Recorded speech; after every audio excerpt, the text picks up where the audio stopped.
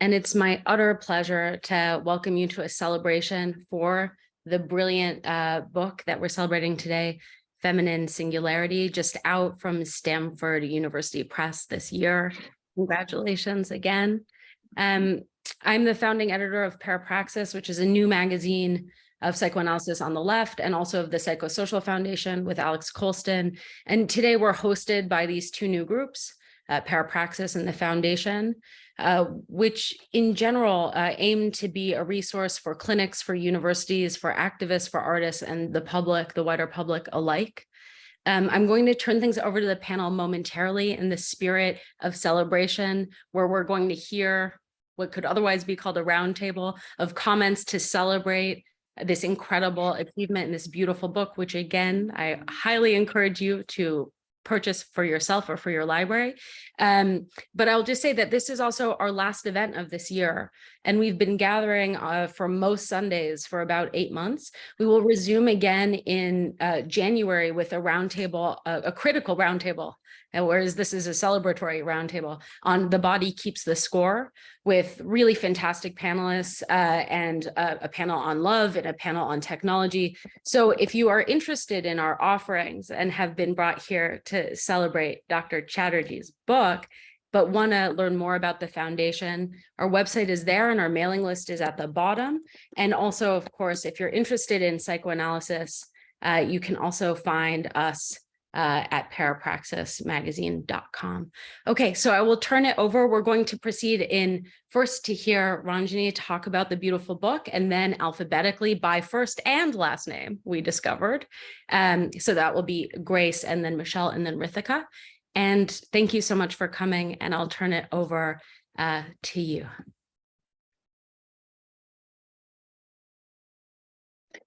Thank you so much, Hannah, and thanks again to the Psychosocial Foundation and to Parapraxis for putting this together, and for giving me the opportunity to be in conversation with Grace, Michelle, and Rithika. I'm very grateful, and I'm also grateful to everyone who came today. So, you know, I'll give a few kind of brief remarks about what my book kind of is about, what it aims to do, and hopefully that helps anyone who hasn't read it kind of get oriented. But there's kind of a lot that I, you know, as I was revisiting the book this morning, there was just kind of a lot of things that I thought about or that I wanted to say. So I'll keep it brief, and then maybe things will come out in the conversation.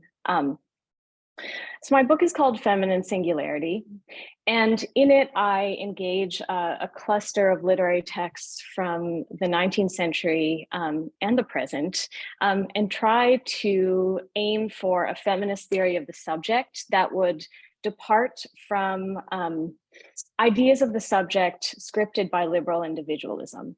So if we think of terms like autonomy, agency, identity, particularity, these are sort of familiar, it's a familiar lexicon for thinking about the subject, and these terms have been, you know, at various points in history, in modern history, enabling, but they've also, I think, contributed to identitarian myths of the individual, and you know, of the gendered and the racialized individual as well. So I bring in the term singularity instead to describe the kinds of femininity I read in this cluster of literary texts. So when we think about what's singular, right, we tend to think about what is exceptional, what is alone, what is odd, or sometimes what is single, what is sort of radically single. And sometimes singularity and particularity are used interchangeably. In the book, I explain why that's not the case for me, but I can say more about that later. Instead, my understanding of singularity is a subject who is partial and in relation. So in my book, Feminine Singularity, reads or describes femininity as a structure and as a relation. So what does it mean to think about subjectivity as not alone, as not single, but fundamentally in relation to others. And when I'm thinking about relation, I'm interested in forms of likeness, forms of nearness or proximity. Questions like, what does it mean to be like someone and not the same as them? So structures of relation that don't involve pre-scripted or given forms of difference or likeness. So I'm interested in how indifference, subjectivity, selfhood emerge from these kinds of surprising encounters or structures, and that ultimately subjectivity is not given in advance, right? So I'm interested in thinking about a kind of capacious idea of the subject of femininity that would be of the order of, of surprise and of potential. So throughout the book, one of the kind of main questions that I pose is, what does it mean to be a one? What does it mean to count as one? Given the, idea that singularity is often kind of related to this question of oneness.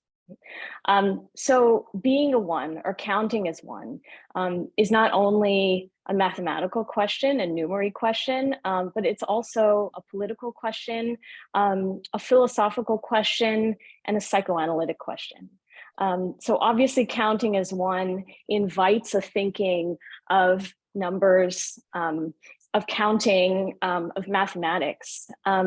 It's also a political question, because beginning in the 19th century, to count for one, to be counted as one, means that someone matters in a kind of biopolitical or statistical way.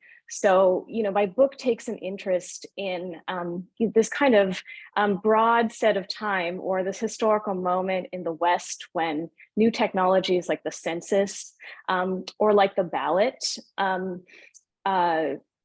are deployed to count a population and to script or quantify personhood in very kind of particular ways, right? But as we know, to be counted as one can also mean the opposite of mattering, right? It can mean being reduced to a number. It can mean being quantified and paradoxically rendered invisible rather than visible. So I'm interested in kind of the valences of that political question of counting as one. The problem of oneness, or being a one, is also a philosophical problem insofar as thinking about oneness with a capital O, grounds a lot of continental philosophy. We can think about a discourse like deconstruction that's invested in troubling an essentialized or metaphysical idea of oneness, of self-presence. So that's part of this question of counting a one. And finally, in my reading, counting a one, being singular, is a profoundly psychoanalytic problem and a psychoanalytic question, in the sense that psychoanalysis redefines what it means to think of the one and the many, what it means to be a coherent subject. So under psychoanalysis, the subject is split. The one is rendered, let's say, non-coherent, right, or non-coincident with itself.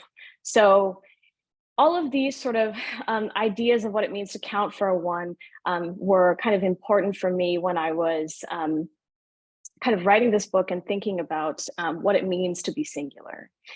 So on the whole, I, wanted to think about literature as a powerful place from which to understand these questions of oneness, to understand subjectivity as something that isn't given in advance, but also as something that, is fundamentally in a sort of relation.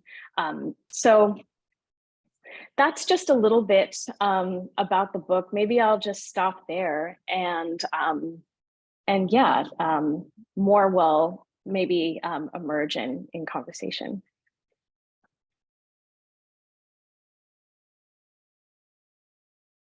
Thank you, Ronjaunee. I think it's me now. Hi, everyone. My name is Grace Lavery. Wanted to begin by saying that lecturers and graduate students at the University of California, represented by the United Auto Workers, are currently on strike, the largest academic strike in American history. And I've been withholding labor from my employer in solidarity, along with a number of my colleagues. It is, of course, sometimes tricky to know what solidarity exactly demands of us. And my own graduate students have different ideas about that. For example, I'm currently serving the department on the placement committee, which works with graduate students to try and find academic jobs. I'm not withholding that labor. And nor am I withholding this labor entirely. I'm proud to be here today for the Psychosocial Foundation, Parapraxis magazine, and Professor Ronjaunee Chatterjee. But I did want to say that I am not today representing my employer. So it is an honor to have been asked to respond to this remarkable book, Feminine Singularity, The Politics of Subjectivity in 19th Century Literature, a field detonating intervention into 19th century literary studies that will be seen as an inflection point in the history of the field. What Ronjaunee Chatterjee has done is to synthesize three archives that, to my knowledge, have yet to encounter each other on the page. The first is 19th century literature itself, represented by Lewis Carroll, Christina Rossetti, Wilkie Collins, and Charles Baudelaire. Out of each of these familiar authors, Chatterjee has wrought new knowledges and developed unusual and provocative syntheses.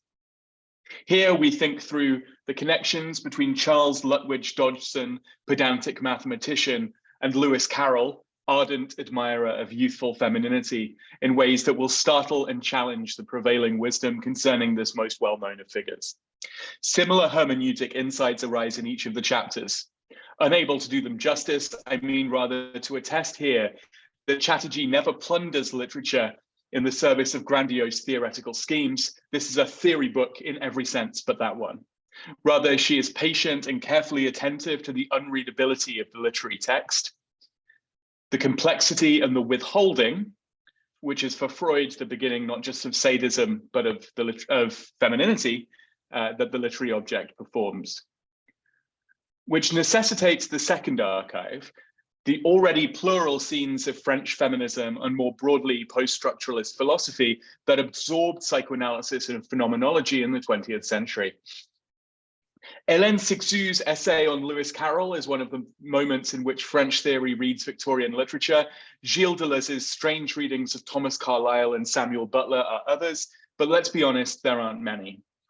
So it is left to Chatterjee to stitch together a set of arguments and a reception history among American critics and feminists about how that collision might have happened, and what exactly it was about French theory that was so attractive to so many Victorianists in the 70s, 80s, and 90s. In a footnote on Carroll, this is one of my favorite citations in this book, which has many wonderful citations. In a footnote on Carroll, Chatterjee finds a lovely observation about Alice Liddell's self-coding as elle and the French personal pronoun elle, which Luce Irigaray understands as both the beginning and the end of singularity.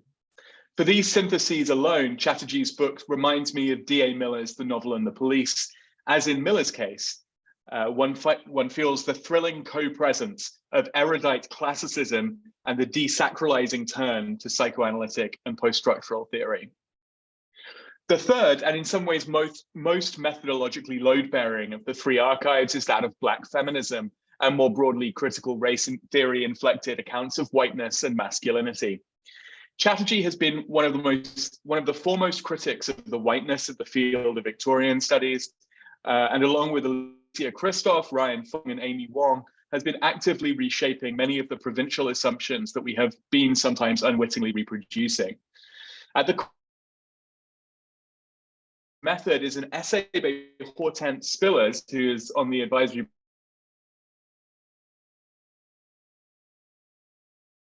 Parapraxis. in which Spillers thinks through the racial formations of the singular subject in classical psychoanalysis. By unfurling that analysis across the 19th century literary archive, Chatterjee shows us the codependence of racial and sexual forms of becoming and belonging, and thus endows us with a new way to read Victorian literature for and for the abolition of racialized social taxonomies. There will be those in the field who are challenged by this book's breathtakingly confident theoretical gestures, which is a sign of its importance. For me, feminine singularity is the best argument I've encountered recently for the continuing necessity of Victorian studies. There are those, and I've been among them at times, whose attitude towards the field is simply to let it wither on the vine. As Keela Wizana-Tompkins has suggested, the so-called crisis in the humanities, at least insofar as it's manifested in declining undergraduate enrollments, is a problem for white literary studies, not for Black literary studies, where student roles are increasing, new ideas are taking form, and new readers are being brought into the discipline. Given such a world, to defend fields in which whiteness has long functioned as a guarantor of institutional legibility and credibility is risky indeed. Ronjaunee Chatterjee has given us a new way to think about reading books that we like and like to think with and against, and for that I am profoundly grateful to her.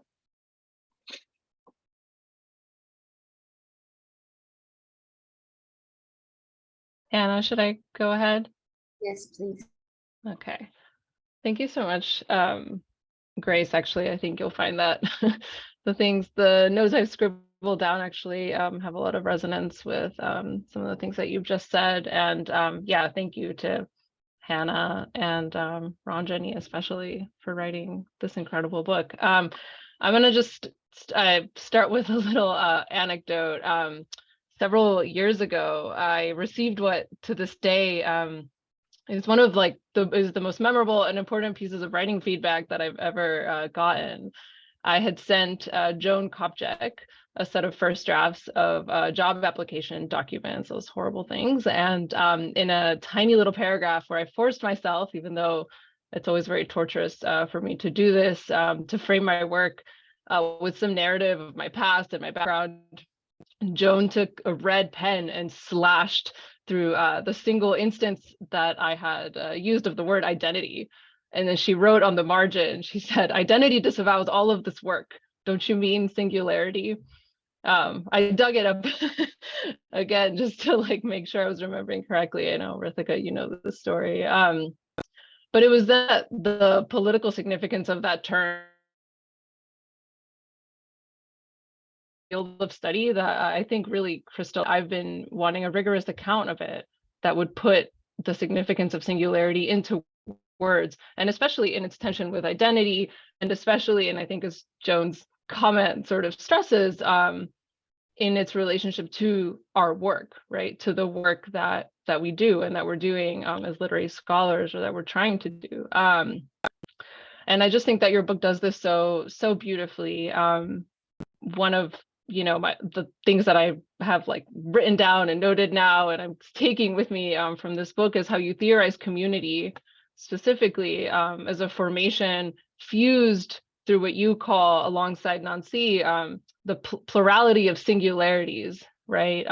Rather than as a set of congealed but permanently differentiated identities. And this is maybe, Ronjaunee, because I just collaborated with you on a project on this topic, but the word that kept cropping up for me as I read your book was solidarity.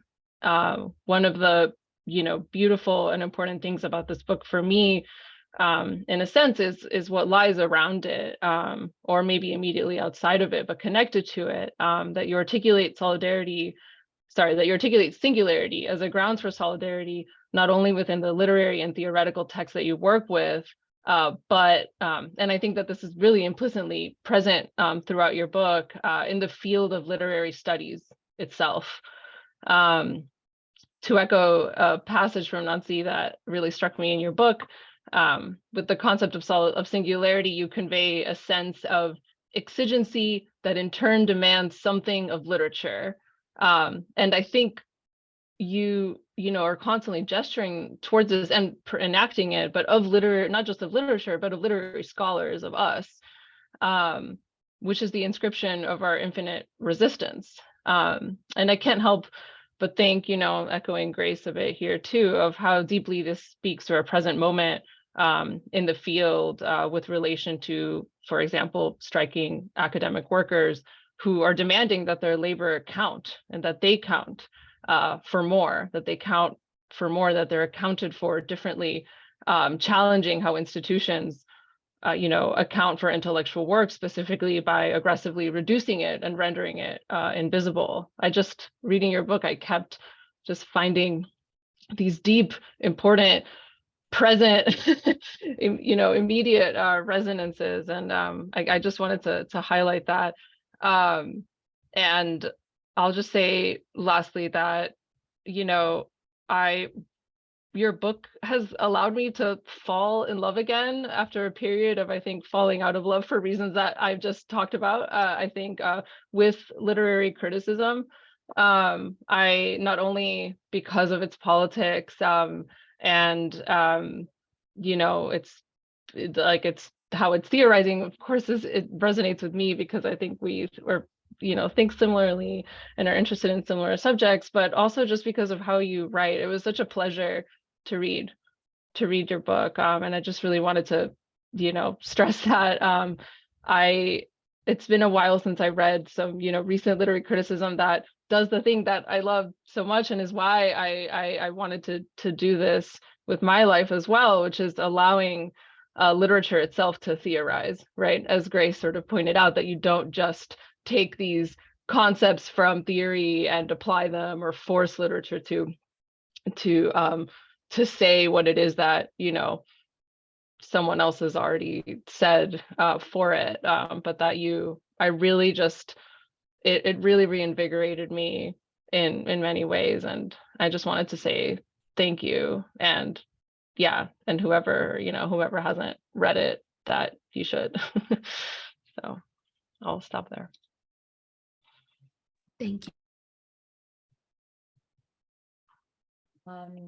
Hi, everyone. Thanks so much for inviting me, Ronjaunee and Psychosocial Foundation. I think that it's pretty telling that what Grace, Michelle, and I might all have to say are similar, but a little bit singular, and that this book really evokes that kind of ability to see similarity and solidarity in its argument.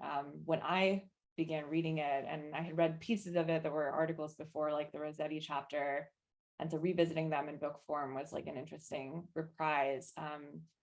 When I began reading Feminine Singularity, I was happy to find that the introduction asked a question that was really intimately familiar to my own dissertation and my work, but through a very different perspective. I found Deleuze, who I usually stay away from despite Joan Koptek's insistence. I found Hegel, I found Moden, Hartman, and Butler all appear in the introduction and beyond, including that essay by Nancy, Being Singular Plural, which really structured a lot of my understanding of universality in graduate school. I recognize the way that Ronjaunee's definitions and explorations of singularity and oneness threaded through all sorts of different thinkers that I had not myself been super exposed to, rhymed with, but did not replicate my own library of the universal. What it called to mind for me was the very well-known exchange that Freud has with his colleague, Romain Rolland, in the introduction of Civilization's Discontents, which I can rehearse briefly for you now, having revisited it many, many times. Freud pushes back against Rolland's idea that there might be something like an oceanic feeling, or the feeling of an indissoluble bond of being one with the world as a whole, or in other words, a static community between all beings. Freud thinks of this feeling as an idea or an abstraction, a feeling tone, or we might say a vibe today. But he's not so willing to give up on it altogether. And in his attempt to salvage something of the idea of the one with a capital O, he says that even though we think of ourselves as, quote, autonomous and unitary, marked off distinctly from everything else, his exploration of the idea of the ego and the id shows us why we're more attached to the world than we think, or why we can't fall out of it, as he says. So the psychoanalytic claim here is that no individual can confidently cut herself off from everything else, nor should she want to? And though our ego tries its best, it's experiences of love, or maybe in this conversation we're having, we can say solidarity, in which we encounter something that we cannot know or grasp in ourselves, which is precisely what we have in common with the other. So oneness with a capital O is constituted through this kind of tricky paradox where separation becomes closeness and estrangement becomes intimate connection.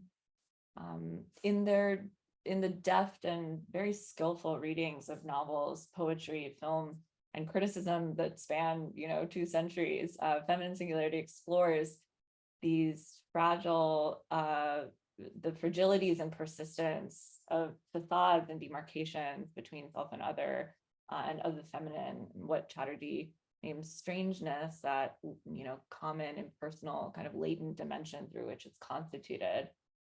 In a chapter on Christina Rossetti, she looks into the troubled but potential status of terms like sisterhood as universals that can hold a multiplicity of singularities together. Sisterly femininity in this reading is a oneness that does not depend on the kind of discrete, essentialized individuality that's foundational to the idea of the liberal subject, as she mentioned in her opening remarks. So in contradistinction to this type of sororal oneness carves out a difference through the special form of likeness that sisters, or the difference between 2 ones, produces. And so singularity here is the solidarity of strangeness and common. It's an idea of a universal that's less like a melting pot and more like an encounter and preservation of an absolute limit. Criticism today is produced within a context, as we've been talking about, with workers striking at UC, that make many critics themselves undeniably aware of their own status as precarious, partial, and nevertheless united in and through an unfair economy. Perhaps for this reason, literary criticism is increasingly trying to grapple with bigger questions of why literature might matter for thinking political community, what it can show us about constituting masses, and how it might help us arrive there. We could use better definitions of solidarity today, I think. You have to spend 5 minutes on Twitter to arrive at that insight. It's a very troubled and misunderstood concept, and yet one that's desperately central to any politics beyond the capitalist model of exchangeable and neutralized subjects. Embracing limitation as prerequisite for, rather than an obstacle to, universality is a very ambitious and often unthinkable project. And books like Feminine Singularity give symbolic dimension to the difficulty of the project, following very twisted and difficult conceptual threads through the arc of a novel's plot or the end of a poem's stanza. Ronjaunee Chatterjee shows us that cultural objects can offer us an oblique view of the ideas that are necessary to our subjective reorganization, holding together both the tension and the promise in these ideas of femininity and the universal. But it's also very unafraid to approach big and bold questions, even from its first page, about what we have in common, charting a path for Victorian studies that might hopefully take its political status more seriously. There's no other book just like it. So thanks for writing it, Ronjaunee.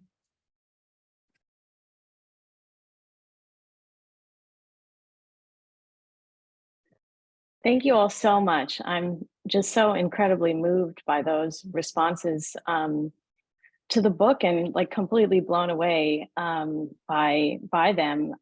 And they gave me a lot to think about. I think I was struck by how you all brought up the way that elements of the book made you think of certain conversations, like Michelle and Joan Kopchak, Freud and Homo Hodol. And it's precisely that sense of a conversation that animated the method behind this book, as you've all kind of laid out, the way that being in relation is not simply a kind of theoretical abstraction, but a way that we can think together across time and space, across those forms of unknowing and strangeness that cannot be surmounted, but that remain sort of generative forms of friction, of tension, but also of solidarity, of belonging. And I think it might be important for me to say, because obviously this is a pressing kind of concern that Grace brought up around striking graduate workers. But I wrote this book as a non-tenure track contingent professor. I finished it, as I was finishing the manuscript, I was going on unemployment. And, I think a lot about what motivated me to keep writing and to keep finishing. I'm completely in solidarity with academic workers and literary critics who withhold their labor because of the utterly unfair and cruel conditions to which they are subject, to which literary and intellectual, or literary critical and intellectual labor is subject. And while, I didn't do that, I wrote the book.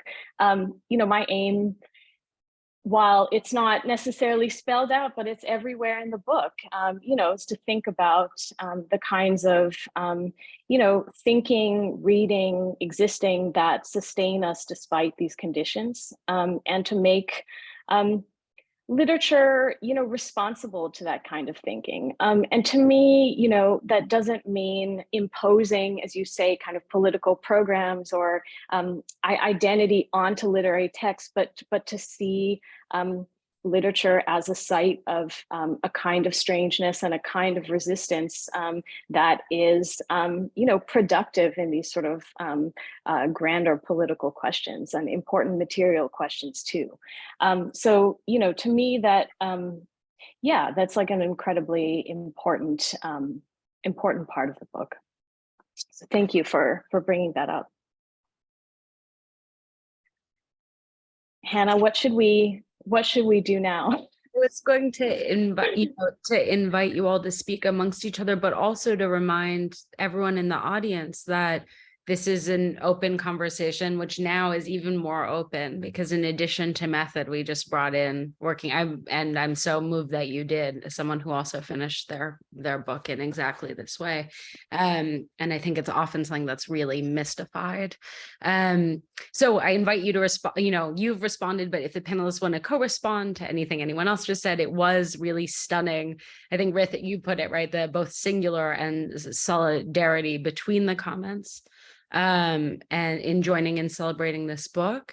And also for those in the audience who want to ask questions, knowing that the book is brand new, that you may not have read it, but, if you want to hear more about the cases, please feel free. And I will just try and moderate both between those on screen and those in the chat or raising their hands in the hand raise function. So perhaps while people gather their questions, if anyone on the panel wants to continue the discussion, I will bring in questions from the chat. Well, I guess I have one thought, and I also noticed that Faith Stein is in the room, and as an editor, I would appreciate her perspective as well. But it occurs to me that among the consequences of the crisis in academic labor and the kind of escalation of the extraction of surplus values from the immiserated bodies of workers. Among the implications and consequences of that has been the displacement of the university press system as a mode of publication. And in fact, Parapraxis magazine, which is not out of, as far as I know, it's not published by a university press and it's not intended to be published. No, not hosted by a university press, and yet hosts events like this one where scholars are gathering to discuss contemporary issues in critical theory and in literary criticism. It occurs to me that all of this is effectuating extraordinary changes in our expectations of what the public university actually is and does. It used to be that the justification for public funding for universities was that it was good for undergraduates to be taught by people who were doing original research in the field, and therefore the university had an interest in providing research support to such teachers as they wanted to educate the undergraduate population. That's why we have universities. Otherwise, we could have colleges and separate research and teaching entirely.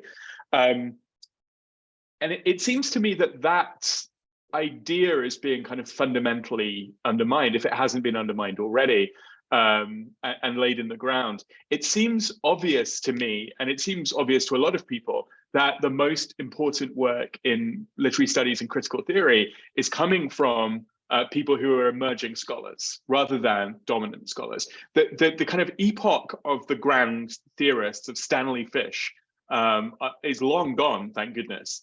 And I find myself more likely to cite my junior colleagues or my graduate students than to cite my senior colleagues and the kind of legendary figures in the field.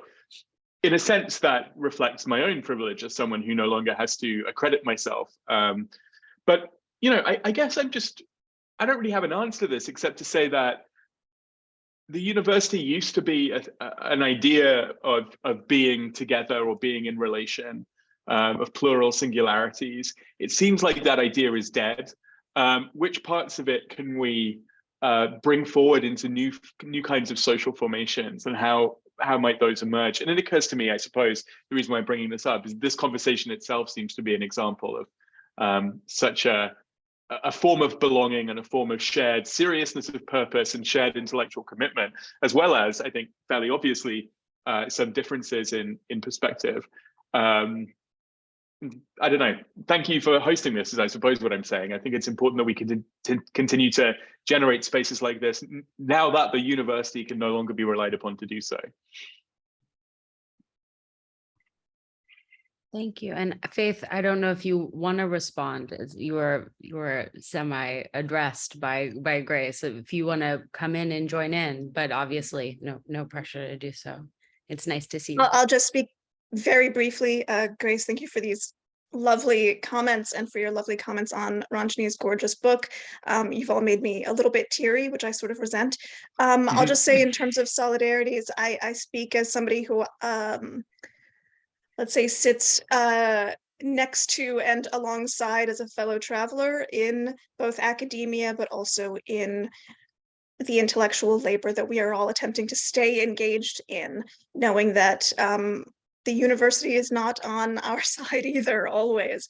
So especially as we've seen various university presses have their own funding cuts, having people leaving their positions within a university press for very practical reasons, especially over the last couple of years, and those positions simply not being filled. So we're all simply doing more and more work for the same amount, if not less. One thing that I'll note is that when I was first in conversation with Ronjaunee about her project, for certain editors, for certain presses, we are meant to take into the calculation, what is this author's platform? What is this author's position? Are they in a tenure track job? Are they on the job market? Do they intend to stay in academia if they even have that choice? One of the conversations that I've been having a lot with especially junior scholars at recent conferences is, what does it mean to have a certain platform? What does it mean to have a network? Can we reach beyond what the university is able to give you to support promoting your ideas and putting your ideas into conversation with others? Because the university is no longer really doing that for you either, even if you are ostensibly well secured in your position. So to have resources like Parapraxis, like independent online networks and communities that can be in solidarity with scholars broadly defined is so very important, because how many universities now are even going to host a book party launch for their own ostensibly poor faculty? So I'm really excited for events like this, and to think more capaciously about what the community can offer the books being published, because I want to put new and radical ideas out there, and I am loath to imagine that there is something like a silver lining to the crisis of the humanities. But I will say that in recent years, as even the prospect of a tenure line appointment is no longer a guarantee of security, I've seen a lot more junior scholars think about their first books in a much more, let's say, emboldened manner. A lot of scholars are feeling much more empowered to dispense with the more boring conventions of a first monograph, to just really write the book that they want it to be, rather than what a first book has typically looked like. So I want to say that there are many, at least editors, who are fully in support of doing something different with your first monograph, even if it is, the revised dissertation, I think that there are certainly publishers out there who want you to be proud of that book. Can I quickly respond just to that too, Faith? It was a small thing, but I think I just wanted to sort of amplify an aspect of it. I was on the MLA First Book Prize committee this year, which means that I had the honor of reading every book published in the field by a university press in 2021. And I was truly struck by the ambition of those works and the intensity of them, which I think are an order of magnitude more impressive than the first books that were being generated when I was in grad school. Where it used to be, the assumption was your first book would be a sort of studio picture, and then the second book would be the auteur. One for them, one for us. One for them, one for me.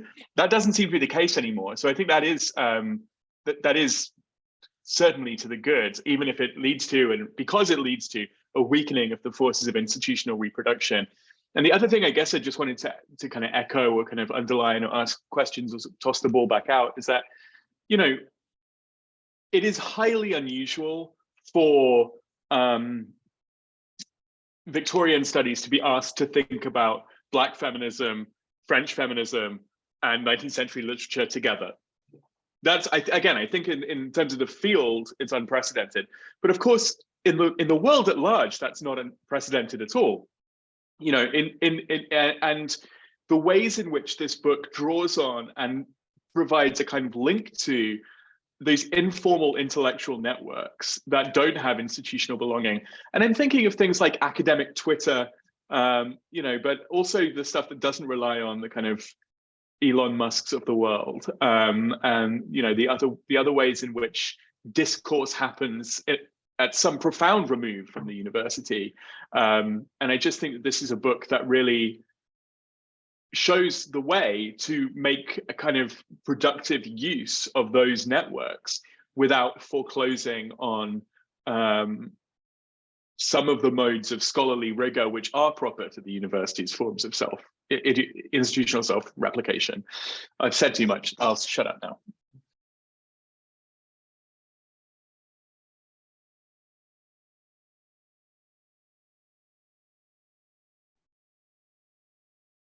I mean, I encourage everyone again, Nika, I don't know if you want to ask your question, your hand was up and now down, but to use the chat. I mean, I would like to pick up this line of questioning and put it back another way, which is that, of course, I know that in addition to being a celebrated scholar, you're also a celebrated teacher. And so one thing that Grace is trying to bring our attention to is that in days of yore, the fantasy was, right, that these two things, that you would be a warrior poet, right, you'd be a teacher scholar. And of course, there'd be different kinds and qualities, especially, and I know the American university system better. And so I'm also interested if you want to talk about what's happening in Canada to sort of complicate this picture, because they are not coincidental terms. They don't emerge in the same way. And Grace, of course, also knows what's happening in the UK university picture. And I think, these are joint struggles that also have their singularities. But this is to say, I'm wondering about when and where you're teaching in this contingent way and you're finishing the book, how the book does or doesn't come out of not just the conditions of teaching, but teaching itself. As someone who sits outside your field, but within psychoanalysis, right? I felt so taught in the best sense, like really the brilliance of the pedagogy was everywhere. And so I'm wondering if you want to talk about the classroom. Was it a laboratory? Was it not? Where, you talk a little bit about method, but I'm just wondering about those aspects of that other thing we do during the day, however undercompensated. Yeah, thank you, Hannah. I'm very happy to talk about teaching because it's such an important part of my scholarly life, and the, kind of scholarly and intellectual kind of path to finishing this book. I mean, so I've taught, I taught extensively as a graduate student. I taught psychoanalysis at CalArts. I then had a visiting position at LMU in gender and women's studies. And that's where I really, had a kind of profound experience of teaching, women of color feminist texts and grappling with them with the same kind of sort of like patience and rigor we're encouraged to bring to literary texts when we're teaching in more conventional fields. And I've also taught, canonical kind of classes in Victorian literature. And what's always been so interesting to me is that students, are almost always open to looking at the relationships between texts that aren't usually put together in more kind of traditional canonical ways. So I would teach, some contemporary poetry with Rossetti's Goblin Market, or I would teach a film at the end of a 19th century course, or I would teach women of color feminist theory with, like the works that are in my book. And I never kind of received, some of the responses one might receive in a kind of other kind of more institutionalized scholarly setting. And that's really, I think, what provided me the sort of confidence to keep going with some of these ideas and to say, well, even though some of these kinds of texts or ideas or theories have not been read together in Victorian studies or in the fields in which I've been trained, there is something to be said for putting them together, right? Like at one point in the book, I think in my Alice chapter, I talk about, that what it means to think is very different from what it means to know. And, that's a kind of scholarly and intellectual practice I adhere to, but it's one that I try to kind of implement in the classroom, that what we're doing together, thinking together, is not necessarily with a precise aim in mind, but it's, in that kind of generative activity that one arrives at something.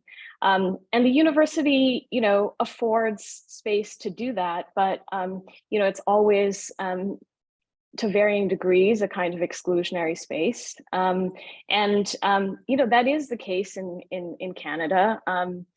We have perhaps less exigencies on the level of tuition and the student debt and the cost of attending university and of higher education, but neoliberalization is absolutely a kind of program that has infiltrated the university, and the need to either kind of formalize and consolidate knowledge into precise fields, or to kind of use a utilitarian idea of interdisciplinary to organize knowledge is very much in place. And as we've been talking about, the kind of thinking I wanted to do in this book, I hope to do in this book, was contra both of those kind of poles of the institutional organizing of knowledge. I've been privileged to, in some ways, teach courses that have made me feel a little bit freer, simply because I have never until now, I haven't been on the tenure track. And I'm not saying that is in any way a good thing, but as we've been talking about some of the accidental, let's say insights being on the margins of academia has afforded, that's one of them, right? The kind of freedom to perhaps think outside of some of those institutional mandates for how to think, for how to teach. The pedagogical sort of patient reading, teaching, thinking together, are very much in the deep structures of this book. And yeah, I really appreciate you bringing that up. Thank you. Thank you. And thank you also for this way of naming what thought is. It's very Bionian of you, which I love the Alice chapter. But right, that thinking is one of the most difficult things to do anyway. And then now the contemporary space for thought, the university, has just made it, absolutely impossible for so many. Yeah. I just want to very quickly, just because Ronjaunee, you just said, you made the comment about interdisciplinarity, and also speaking to Hannah, what you just said is one of the moments I really appreciated in your book, is in the introduction. it's very fleeting, but I just found it, I like underlined it. You say something along the lines of like, you know, yes, I'm like engaging with philosophy and these different strains of philosophy and critical theory and literature and all these different sort of political ideas.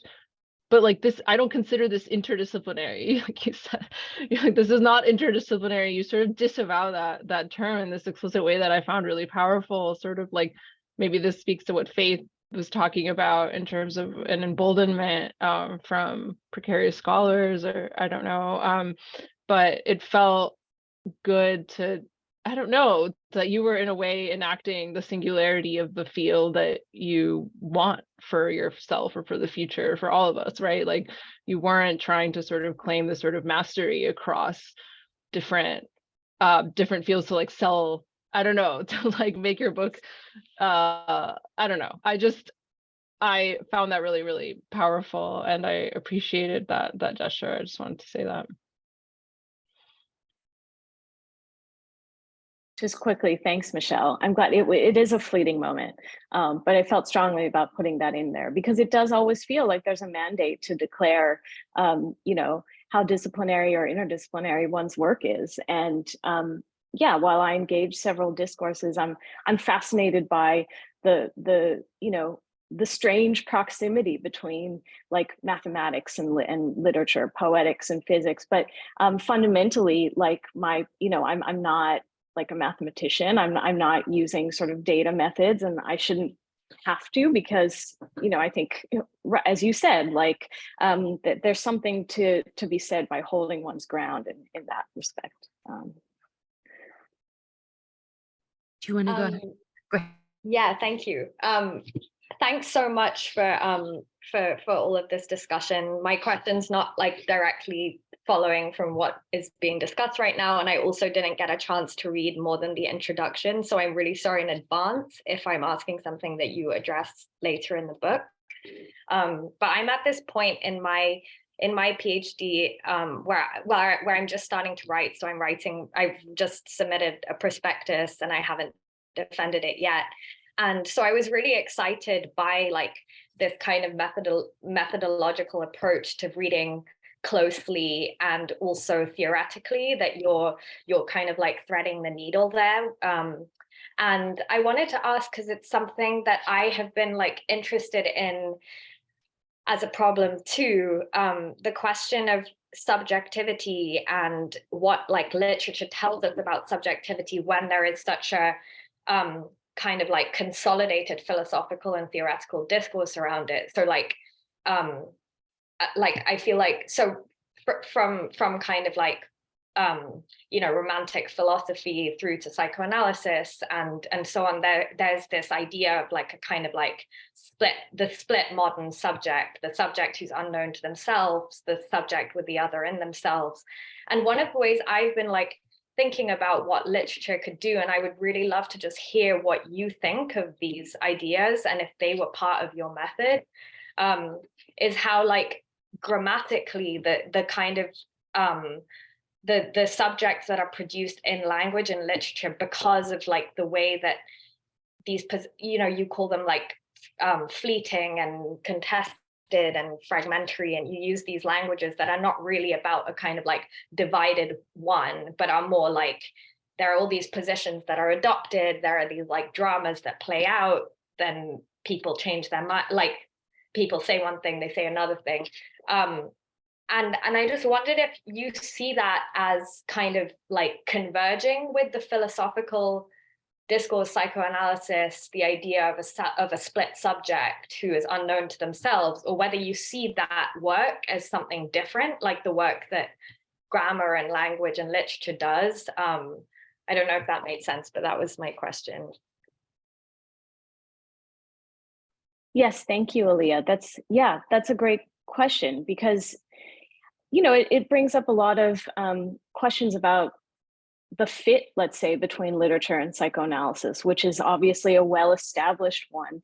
But as Grace mentioned sort of earlier in her remarks, some of the texts I've read in the book have not been quite the fit with, you know, some of the criticism or the theory that I read them through. And, maybe I'll just say that part of my interest in, or my relationship to psychoanalysis in the book, is to, let's say, begin from some of its questions or its assumptions about the subject as, partially opaque to herself, split, resistant to full explanation, but also to attempt to then use literature to kind of try to go beyond, or to move even further from that position. So to me, singularity is not simply, as you said, like being stuck at the level of the odd, the exceptional, the fleeting, the strange, the transgressive, but to in fact kind of reconsolidate the subject on different terms and on different grounds that might, even exceed grammar itself, that might constitute, a sort of counting. So this goes back to the Hortense Villiers article that really kind of like framed my chapter on Alice, that what would it mean to in fact kind of think about the subject in language and in literature, but also as something that fundamentally exceeds language and literature, right? How do we then kind of move towards a new consolidation that could then kind of, enable, forms of community, forms of solidarity. So I wasn't sort of content to linger at the level of, oddness, strangeness, or what kind of established paths have been used to talk about literature and the theories that, kind of fit it or that have explained it, vice versa, but to then go back and say, some of these texts are stranger than even the strangest critics have associated them with. And then how do we then kind of rewrite or re-understand the grounds of subjectivity? That took me many years to figure out. And this is not to say that you won't figure it out in your dissertation, because like every grad student I know now is much more self-assured and than I was in graduate school. It took me a very long time to mature into my ideas. But I think that, I had to sit with the theories, with the texts, and think anew and anew and anew about how they might inform one another, and also kind of direct us elsewhere, if that makes sense.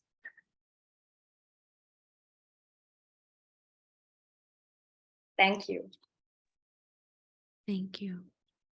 Grace, do you want to come back around? I had something to say at some point, but I put my hand up really just to join the back of the queue. So I'm happy to sort of, if other people have things to say, I realize I've spoken a lot. I just wanted to respond to some of these questions that are coming up in the chat at some point. Is now a good time? Should I do this now? Sure. I really don't have to. Right. Everyone's deeply excited by the book. And that was like the entire point. I think it's time for me to drop the link in the chat again, and yet again insist that this is the 30-second commercial interval. Request it to your library, local, academic, buy it for yourself. Do you have a feminist scholar, a psychoanalyst in your life? It's the holidays, this book. Grace, I turn it to you while I grab the link. Well, so I don't know if other people can see the questions that are coming up in the chat, but there have been some quite interesting ones. And I think I particularly wanted to address the question of solidarity as a term of interest for psychoanalysis, for literary criticism, and also for American, American left institutional settings. One of the claims that's made in the chat is that the American left of the 60s co-opted the language of communism somehow against the Slavs or post-Soviets. And I have a broad sense that I think I disagree with that framing of how that language comes into being. My thoughts are really shaped by the work of my colleague Colleen Lai, who I highly recommend. And Colleen Lai has this extraordinary archival reading of essentially sort of the kinds of documents and arguments that are generating Asian American organizing groups in California in the 60s and 70s, which is the form in which the term Asian American first is used in the United States, but also a major event coincident with the emergence of Marxist theory into universities, and especially into public universities in California, from which it expanded. So everyone tells the story of French theory through the Johns Hopkins Conference, 1967. But actually, there's a different, more vernacular history that has to do actually with left organizing and Asian American organizing in California, in the very universities and very institutions where labor action is now happening. So in fact, this is a way of saying that, in fact, and part of Lai's argument, which again I find totally persuasive, is that the emergence of the distinctive forms of American left Marxism, the American Marxism, which we know and have ambivalent feelings about, emerges essentially from, on the one hand, Asian American Maoist organizing in the 60s and 70s, and on the other hand, from the introduction of Althusser, who was himself at the time a Maoist, who was working through a synthesis of Maoist theories of contradiction with psychoanalysis. So in fact, the kind of strange transnational circulation of Maoism and kind of Asian forms of collectivism and like anti-capitalist solidarity on the one hand, psychoanalysis on the other, and then the public university is the place in which these things emerge. So in fact, this is to say, broadly speaking, in a kind of institutional history, there's no distinction between the forms of solidarity that govern belonging in a classroom and the forms of solidarity that govern belonging in the more kind of like transcendental Marxist sense that would have bearing on a subject like a bargaining unit or a union or a proletariat, or however one wants to constitute or conjugate that. So that's to say, I actually think that universities and maybe just Marxism gets a bad rep sometimes. Marxism, I think, in the United States is far more global, intersectional, and institutionally savvy than it's often given credit for being. Thanks for that, Grace. I think that's really helpful. And just to register the conversation back to Marxist literary studies, I wanted to invite Ronjaunee to maybe expand on where totality stands in this book. I'm thinking of Frederick Jameson's comment in the conclusion of his 1971 Marxism and Form, where he says something like, the problem with dialectical writing is its totalizing character. You can't, as soon as though you could not say any one thing until you'd first said everything, as though with each new idea you were bound to recapitulate the entire system. I have a sense that in your capacious method and your ability to read Ex Machina with, Cristina Rossetti, that maybe you experience this kind of problem of encountering the bigness of it all, of having to put totality into words, and also to work its sort of conceptual threads to illuminate what's actually singular about the readings that you're making. And so I just wanted to ask you to sort of reflect on that concept, because it's why I went to graduate school and what I keep thinking about all the time. Yeah, thank you, Rithika, for that question. And just before I forget, just going back to what Grace, helpfully mentioned about like the history of, both Marxism, labor organization, and also kind of, the organization of Asian American solidarity, Black feminist solidarity, and its relationship with Marxism. It's part of sort of going back to some of these kind of theoretical archives in the book was to try to get away from how, for instance, Black feminist theory is sometimes read, right, in the terms of, say, intersectionality or identity, and to sort of understand, as I think, Colleen Lai is one of the people that that reads Black feminist theory through kind of some of its Maoist roots to kind of understand how a lot of the rigor around thinking about race is kind of part and parcel of like a Marxist anti-capitalist project, and it's not only just about recovering identity. So that's like part of the book, maybe a submerged part of it. But this question of totality and universality, I think, is important. So in the book, I sometimes say I'm not aiming for a universal, and that singularity is sort of, you know, outside of the dialectic of the particular and the universal. And some of my readings are experiments in thinking about what's not dialectical. And Deleuze is like a good philosopher through which to do so, to think about difference outside of the dialectic. But, you know, I think in a lot of ways, my idea of the universal is very much influenced by Badiou. So, you know, in Badiou, the universal is, I think his phrase is sort of an imminent exception, that the universal is possible, but it's, you know, in the world, but not of it, let's say. So it's impossible to talk about identity, to talk about certain categories of personhood, to talk about rights as universal. You know, to me, the universal is rare, right? It's of the order of, yeah, the truth, the event, the thing that is singular, right? That's, again, of the world, but not necessarily, or in the world, but not necessarily of it, not accessible through the frames that we have for talking about, yeah, subjectivity, identity, and difference. So to me, there's sort of a place for the thinking of the universal, but one has to be incredibly careful in approaching it, because, you know, I think the term gets used quite a lot to talk about, you know, what should be common to all, like rights. But I'm interested in a kind of different or maybe more radical sense of what should be common to all, right? So, you know, again, I think for me, my definition of the universal is bound up with a kind of strangeness, with a kind of sense of what we can't know, right? Something on the horizon, but that's not given in advance. I don't know if that quite answers your question, but it is something that I can continue to think about, let's say, as well.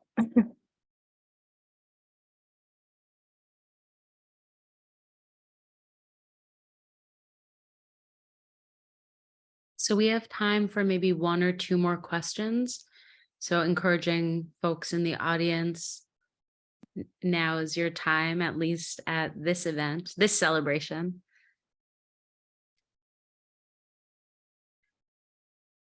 And also, of course, if anyone else on the panel wants to pick this up or respond or take another tack for our last 5 or so minutes together.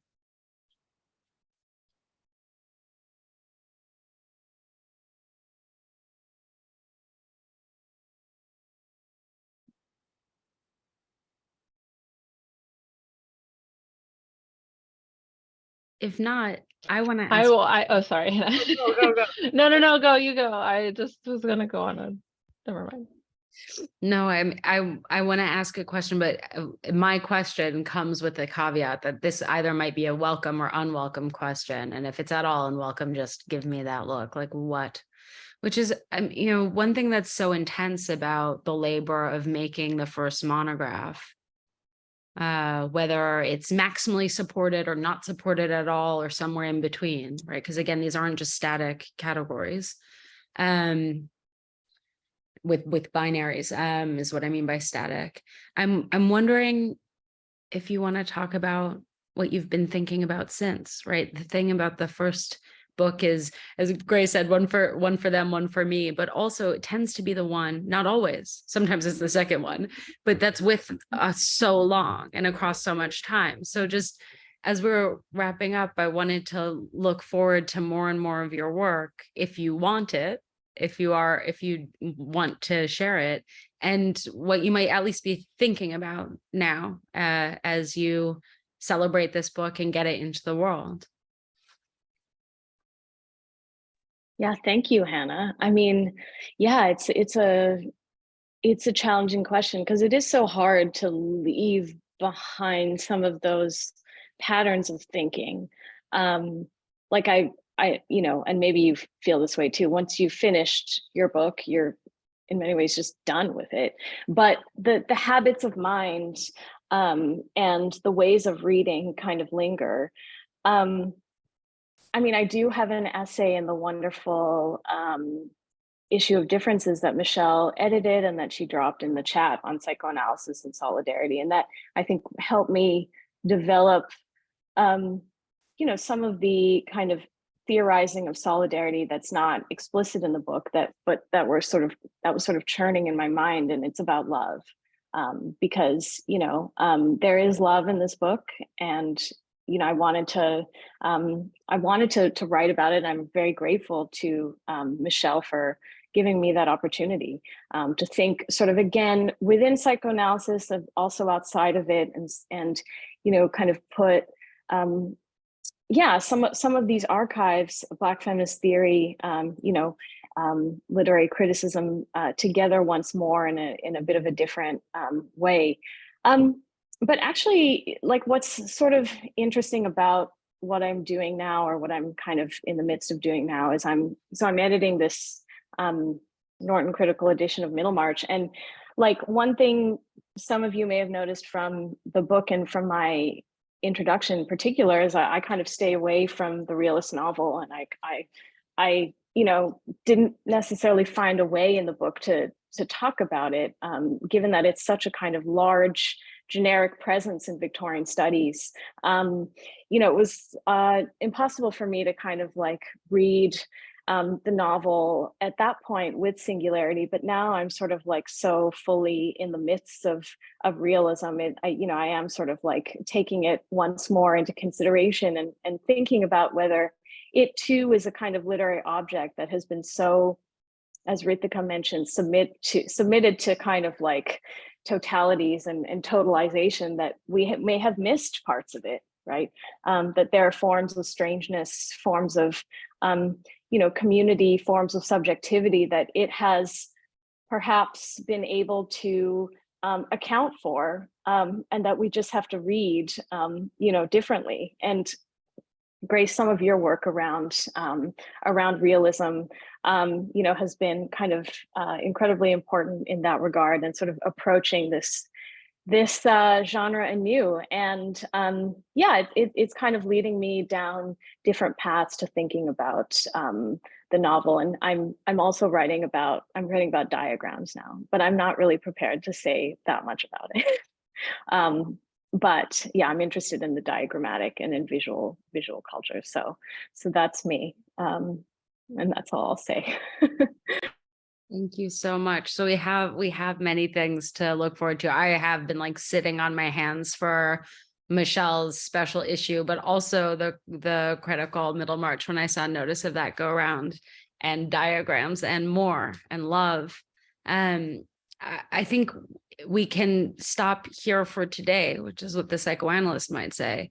And just say thank you so much for coming to celebrate your book with us, for sharing it with us, for writing it, and also to Rithika and Michelle and Grace for your really moving comments, and to the audience.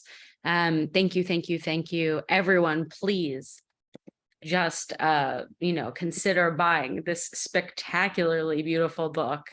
If not for yourselves, then for everyone. Tell your friends about it. And I hope that everyone saw Faith write in the chat that there's a discount code, 30% off is real. So Thankful 30 through tomorrow. So if you are going to do it, soon is best. Thanks so much, and see you all soon, and Happy New Year. Thank you, Hannah and Ronjaunee. Thank you all so much.